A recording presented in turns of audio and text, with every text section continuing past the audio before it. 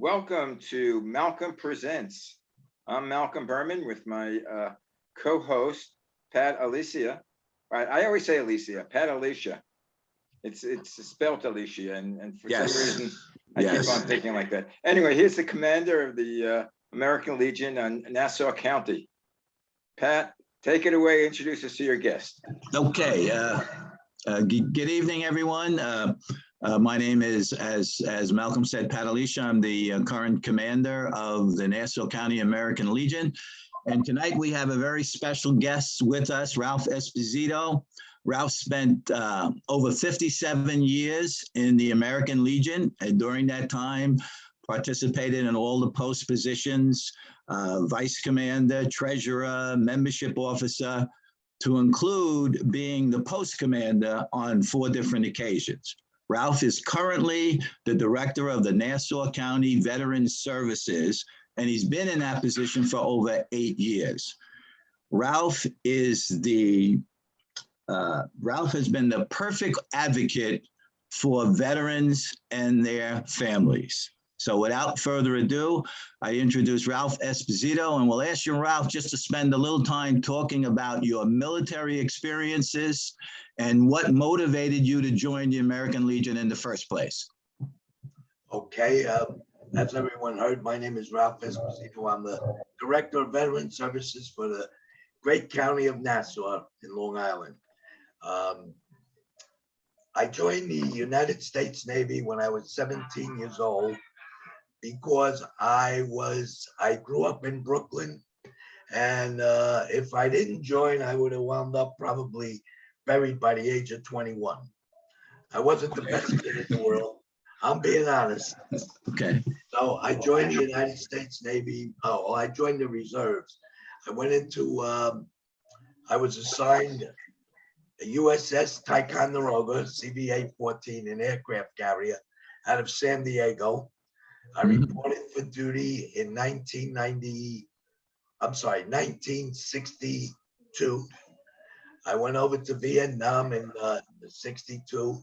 I was in Vietnam in the South China Sea, 62, 63, and I came home in 64. And in 63 is when we had a torpedo launched at one of our destroyers. I believe it was the Maddox. We had the USS Maddox and the USS Turner Joy. Both of those were escorts to our aircraft carrier. Middle of the night, we hear the captain say, General quarters, this is not a drill. Well, you want to see a bunch of young kids, and we were all in our 19s and 20s, and a few of the older guys were rifles, but most of us were all young kids. We got up to our positions, and they launched a ton of airplanes, and we took them out.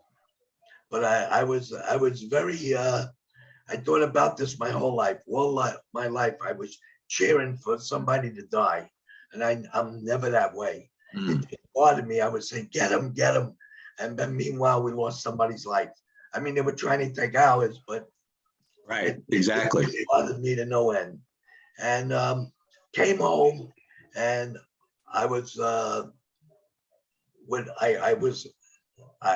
lived in Astoria. Then we moved from Brooklyn to Astoria. We lived in Astoria, and I joined a post in Astoria. I don't remember the name, but I know it was on 30th Avenue. I spent a year there. And the reason I did this was, I took an interest in helping these guys. I seen a lot of these old timers wearing hats that said World War II, Korea. And I said, gee, I'm a Vietnam vet. And everybody spit on me when I came home and thought I was dirt of killing babies. And it just bothered me. And I said, you know what? This should never happen again to anybody at all. So I made a commitment to myself that I would get involved with veterans. And when somebody did come home from Vietnam, I would go to the airport with the post and welcome them home, because we weren't welcomed home when we came back. Ralph, how did you know about the post? Did someone outreach to you, or how did that happen? In Astoria, no. No, okay. No, they didn't. I just went there on my own because it was next to the 114th precinct. And Okay. I had a couple of friends in 114. When I went to visit them, there was a post next door.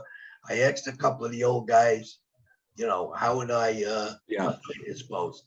So, okay, eventually then I got married to my wife, Joanna. We moved out to Floral Park and we went to visit a friend of ours on Clay Street. And next door to him was this gentleman that's well known with over 60 years in the American Legion, Bill Ost. Oh, unfortunately. Bill Ost leaned over the fence and he says, "Hey kid," he says, "You're an American Legion?" I said, "Yes, I am." He goes, "Where?" I said, "In Astoria." Now I used to travel back and forth to go to meetings. So he says, "You should transfer here. You live here. You join the Elmont post. We're very active and we do a lot for the community." I said, "I'm in." I don't. You gave me an application. I switched over. I switched from one post to the other. I've been there for 57 years. I was the commander for four times. I was the service officer, the treasurer. I mean, I did every job in that post. I even got him a shuffleboard from the fire department because when I moved to Long Island, I also joined the Elmont Fire Department, and I've been in there for 46 years. Are you a firefighter? Yes, certainly am. In fact, this is how I got this voice. I was chairman of the Fire Commission of Nassau County, and I went to 9/11. Wow. Make sure that the other firefighters, mostly volunteers that came in from Long I know Island, that. were properly treated and taken care of. So my friend Phil Malloy and myself were there every day. And then 5 years after we left there, I developed throat cancer, and they did radiation. I had 33 treatments of radiation for that. And then I used to go every month to the doctor for the first year, and then every 2 months the second year, third month every three months, and the fourth year every 6 months. And they said if you pass 5 years, you're good. Well, 4 years and a half, it came back. Ay. Oh, boy. And what they had to do is I had it on my vocal cord. I was told by the doctors that they're going to operate on me and I'm probably going to talk like this for the rest of my life. That's what they told me. I said, "Listen, you don't know me. I'm an Italian." I said, "And us Italians, we don't give up. We don't whisper. We go down with the ship and we love to talk." I said, "If you're going to take my voice away, I'll go see Dr. Kevorkian."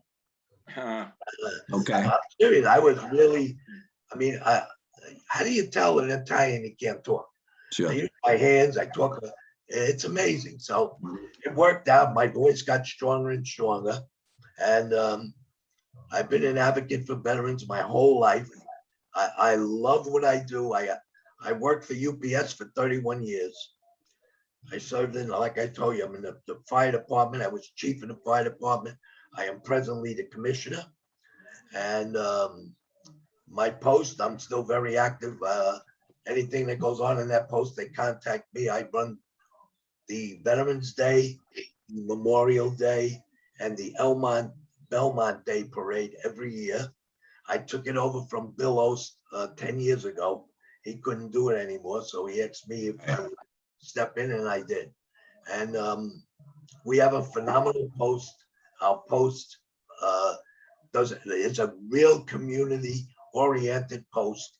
And I think it's one of the biggest posts on the island. We have the Legion Riders, the Ladies Auxiliaries, Right. Sons of the Legion, and we are active in the community. We're big with the schools. My parades, 1,000 people or more every year, and Wow. mostly from the schools. That's great. That's great. We do a Christmas tree lighting at the Veterans Memorial on Hempstead Turnpike and Covert Avenue. And we work that with the Chamber of Commerce every year. I'm also on the board in the Chamber of Commerce. And I'll tell you, the community is great. We're very diversified, but we're very united. There is no problems by us, really. Which is great. You know, Al, Ralph, maybe we could switch a little bit and talk about some of the county programs that we have that outreach to veterans and their families. And maybe Okay, yes. we could start with the food pantry program, if you want to talk a little bit about that. Sure will. In 2015, I'm sorry, in 2015, I had started the job on February 14, 2014 or 13. And being in the being a director, there wasn't really much going on. I took the job over somebody that passed away, and it was very slow there. There was no activity. So I said, I should run this like I run my post when I was commander. Exactly. Start making things happen. We have 55,000 vets in Long Island. I have to take care of these guys. No one else is going to do it if I don't have it. I have 10 people working for me. I have 3 counselors, the best in the United States. When I tell you, we became the model service agency of the state of New York. So no one competed with us. We did more. I was making, veterans were getting at least $7 to $8 million a year in benefits. Mm-hmm. And now we're up to, now with the pandemic, it really went down because we're not allowed to have anybody in the office. Everything's done by mail. The federal government is slowed down. They haven't really pushed to get these claims done. But I'm on the phone every day yelling and screaming like I always do. How many members do you have? And I started a pantry because I noticed a lot of these vets came in and they were in need of food and everything. So I had an extra room in a building. My office is in Nassau County Medical Center. Right. East Meadow. They had an empty part of the building next to my building. So I went in there and I talked to the actually director of the hospital, Vic Politi, and I said, Vic, do you mind if I take these rooms over?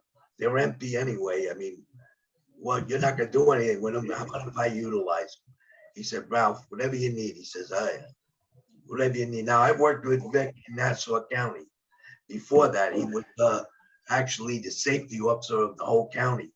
And when I was chairman of the fire commission, we were very close. We went to all big fires and everything together. So he okayed it. I started this room. I got shelves, everything. People start donating food. I take care of anywhere from 15 to 20 veterans a day. We have, we're open from 9 to 12 every day. Any veteran that has proof that he's a veteran is able to get food. We give him, for him and his family, whatever the number is, to get a week's worth of food. They may come and utilize the pantry once a week, which we do all the time. And I have big contributors to our vet mart. That's what I was going to ask you, Ralph. Where do you get most of the food donations from? Is it local or is it some of the bigger companies? No, well, we do. We have Long Island Cares. Okay. And Island Harvest. And Gotcha. my biggest contributors are American Legions, VFWs, the DAV, every organization, believe the Marine Corps, Gotcha. The county itself, some of their offices, they have food drives, hospitals. We have a big drive right now. They're in South Nassau Hospital. They do wonders for me. They bring me tubs of food every day. That's one thing we do. And then we also we transport veterans that are unable to drive to appointments. Now, when I say appointments, we only go 4 places. We go to my area. We have a CBOC, which is a clinic that veterans go to. That's right next door to East Meadow. We have one in Valley Stream. Then we have Northport. And then we also have Hicksville for mental aided.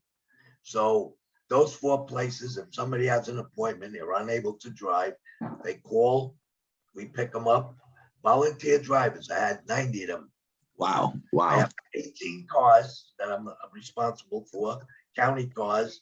The driver will come, pick up the car, and then go pick up the client, take him to his appointment, and then bring him back home. And some of the vets that can't drive and need food, we'll deliver that to. We deliver food to the homebound. So that's how we got so famous, really. We just kept going forward. There is no stepping back. Excuse me, Pat, can Sid get Yeah. involved with that? Excuse me? Sorry? Can Sid get involved with that with, Yeah, that's a possibility. That's, Rock- Sid, wrap I'd it love up. to have you, brother. yeah. Come on down. no, Yeah. one of our shows that, actually I met Pat that we're involved with is, Yeah. they collect food for it's a gift to, various homes. Yeah. Various missions for the poor people. So Ralph, it's Sid Mandelbaum, who is the commander of the Lawrence Cedarhurst Post. I What we know do- Sid. I Oh, know you know Sid Sid, very okay. well. Okay. We are friends. Sid and He I, makes we some do- donations to the, He's been taking care of me for years. okay. Yes. an incredible man. Very incredible. Yes. We have a good relationship. Well, we have a relationship with everybody. I mean, my heart is American Legion. I mean, I believe, and I know I have a lot of friends in the VFW and a lot of friends in the DAV. But let me tell you, my heart has always been a Legion.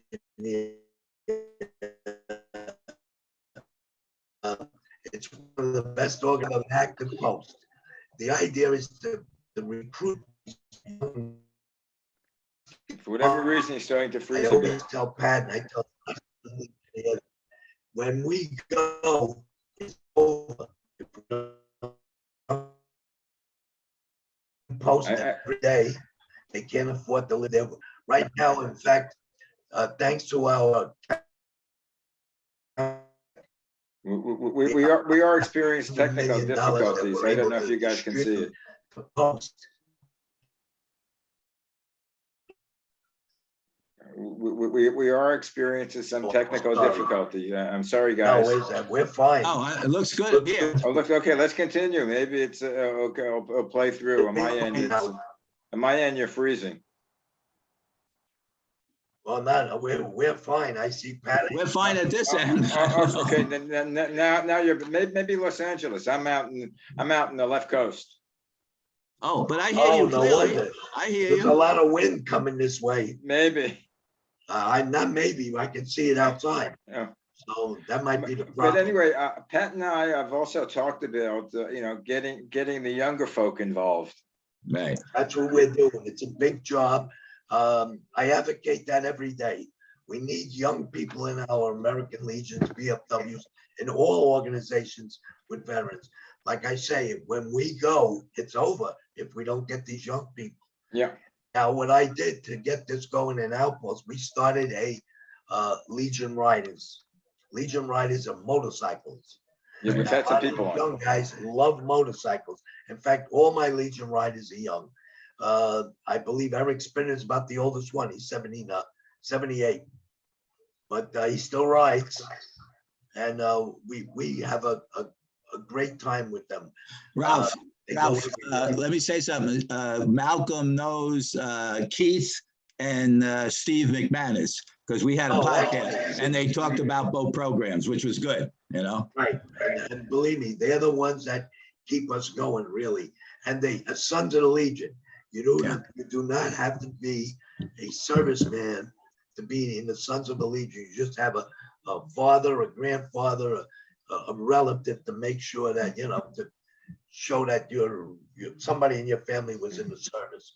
And believe me, it works out. We have a lot of young kids. I think Outpost's got about 200 of them. Wow, that's what you need. That's what we're talking about. That's what we need. But we got to keep them coming. See, the problem is when they get older, they can't be Legionnaires. They only can be sons. We're looking for Legionnaires. We're looking for these young kids that got out of the service.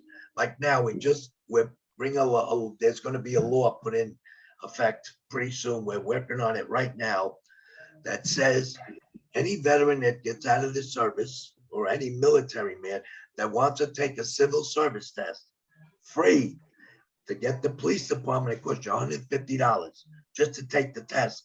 You don't pass, you lose the $150. Now it's going to be free for veterans. That's going to come before our legislators within the next month or so. We're working on that. And we're working, my biggest thing is I'm trying to get Nassau County Medical Center to be just like Northport, to have a veterans hospital in Nassau County.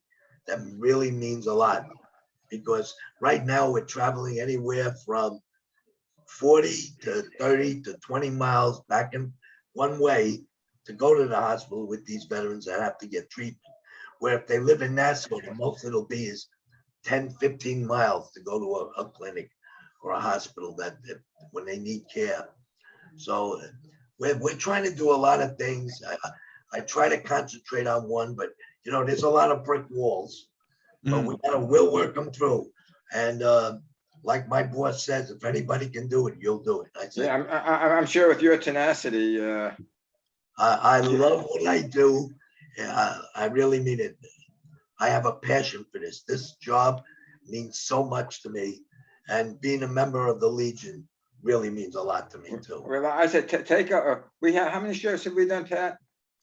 I think this is number 11. Number 11. Yes. You can see all the back shows. Just go over to Now. malcolmpresents.com, Commander Pat Alesia, Right. and you see all the back shows and who we had. And I'd love for you to comment on it and let me know or let Pat know what you think and what can be done.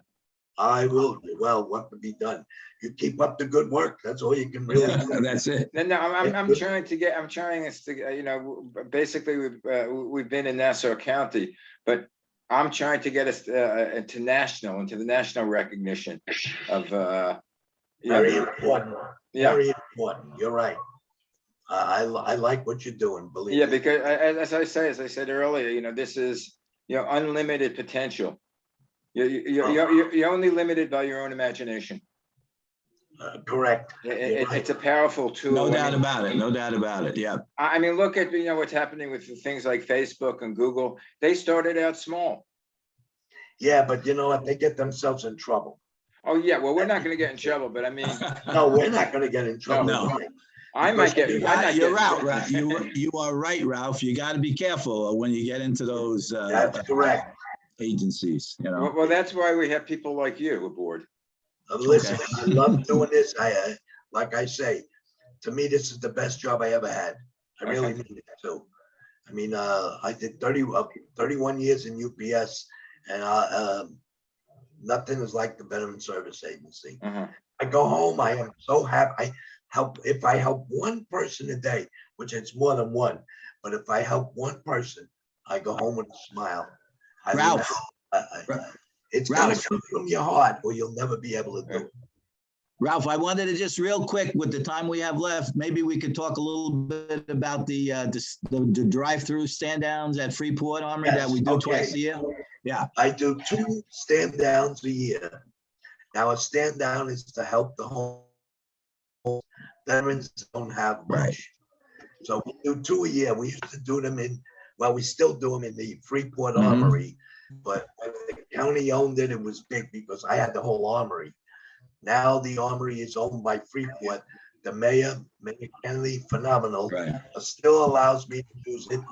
I'm confined now. I only could use certain portion because it became a school. So we do a drive-through twice a year.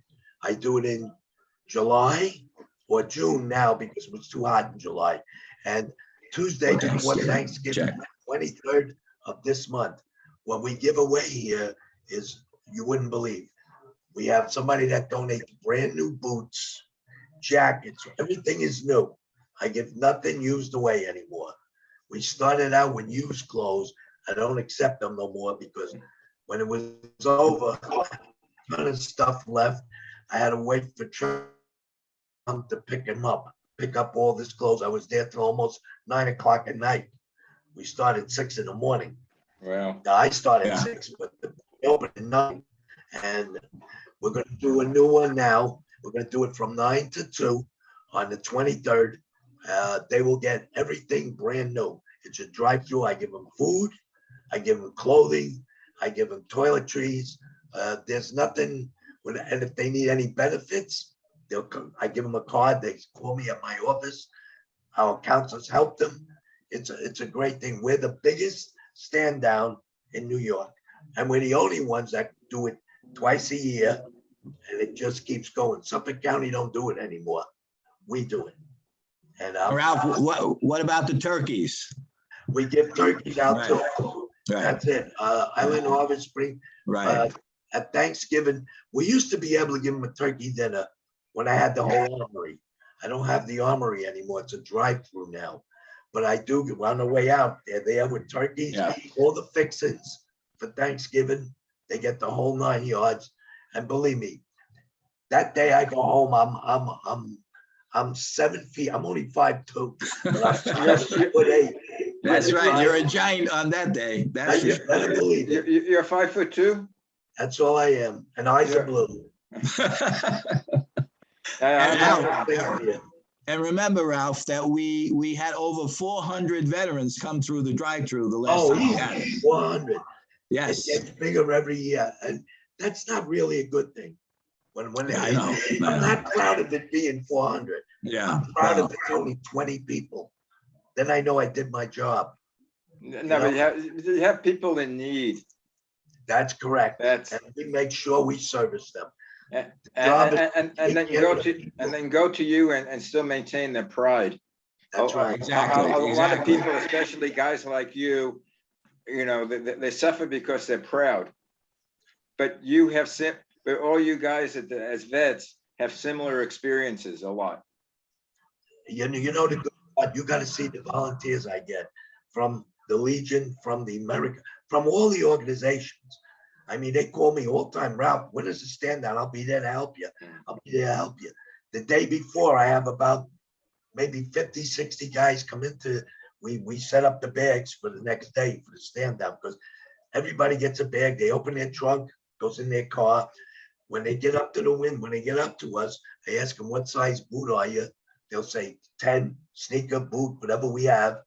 I'll yell out size 10. Size 10 goes in the bag. That's his bag for his car. I mean, it's a great thing. So you got to stop by. Oh no, you're on the West Coast. Well, I can fly out. Well, then fly out.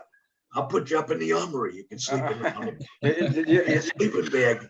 A sleeping bag and a cot. That's all I need. That's all you need. Just make sure I have steam heat. Oh, that's it. Oh, it's very hot there, believe me. Yeah, because my body is not. It's acclimated to Los Angeles weather. Yeah, I always joke with my kids that I'm going to move back to New York, and they look at me and say, "Dad, who are you fooling? It gets below 70 degrees, and you have your winter jacket on and a scarf and gloves." 2 weeks ago, I went to Vegas, and it was like 60 degrees. I couldn't believe the people there wearing skull caps and winter coats. I'm walking around in short sleeves. Yeah, no, that's your blood thins. You're Sure. right. I mean, I was stationed in San Diego, so it was always in North Island. That's where our home base was with the carrier. So I know what California's like. Yeah. And I had an apartment in Chula Vista. Okay. So I really know what it's like, and it's beautiful there. I'm surprised. I'm surprised after you got out, you didn't move. I didn't move out here. No, I like paying high taxes. No, because I know California got after World War II.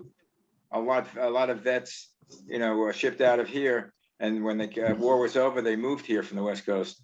No, I know there's a lot of my friends live out there too now. They left guys I knew were on the ship, and they lived in New York and went out there. So. Oh, by the way, I'm giving you another job. I'm going to talk to Pat. You're going to become our associate producer. I mean, you have so much enthusiasm. You know what? Again, it's a passion. You got to love what you do. Right. If you don't love what you do, and you obviously do. Okay. Anyway, we're almost at our end. Before we end this whole thing, I want to talk to Pat and for you about what was 2 weeks ago that we lost one of our American heroes, Colin Powell, and he has a special part, I know, in Pat's heart and my heart that we relate to, because all three of us are graduates of CCNY. Oh, wow. City College of New York. Pat also happens to be in the ROTC from there. ROTC program, the same ROTC program that Colin Powell graduated from. He was also a member of Scabbard and Blade. I was a member of Scabbard and Blade. He was a member of Pershing Rifles. I was a member of AUSA B Company, and we had rooms right next to each other in one of the buildings at CCNY. So you know, he was one of my idols, that's for sure. Yeah, And he's one of mine too. And he came from a poor family, a Jamaican refugees, you know, first generation here, and look what he did with himself. Yes, yes. And the thing that one of the things that I like him most, I don't know the military things, you know, that precisely, but like he recognized that he made a mistake. Yeah. You know, when they invaded Iraq. Sure. And after, Sure. and one of the few of any men in the government or military that said, "Hey, we shouldn't have done it. I had the wrong information." Yeah. Yeah. And that took a big man to admit that. Oh, you better believe it. And he was promoted to the chairman of the Joint Chiefs of Staff over 300 other senior generals. President Bush at the time let him jump over 300 other generals, and he didn't let him down. He did a great job for him. Was this strange for not? Aren't most of the chief of staffs from West Point? That's correct. That's correct. And He that was the first, I think it was the first chairman of the Joint Chiefs who got his commission through the ROTC program. Fantastic. Yeah. Anyway, guys, our time is up. Okay. Thank you. And as I say, I don't know what you're going to be doing, but you speak to Pat Alesia, associate producer of the show. Thank you, Ralph, and thank you, Malcolm. Appreciate it. I'm here to help, believe me. Yeah, Appreciate it. Love what you're doing. Listen to the back shows. Listen to the back shows. Let us know what you think, and I'll do that for you, I promise. how we can Improve. You know, improve. You got it. I mean, this is a work in progress. You got it. Thank you. Okay, Guys, thank you. Have a happy and safe Halloween. Yeah, Thank you. good weekend to God all. bless. Bye. Thank you. Bye-bye. Bye-bye now.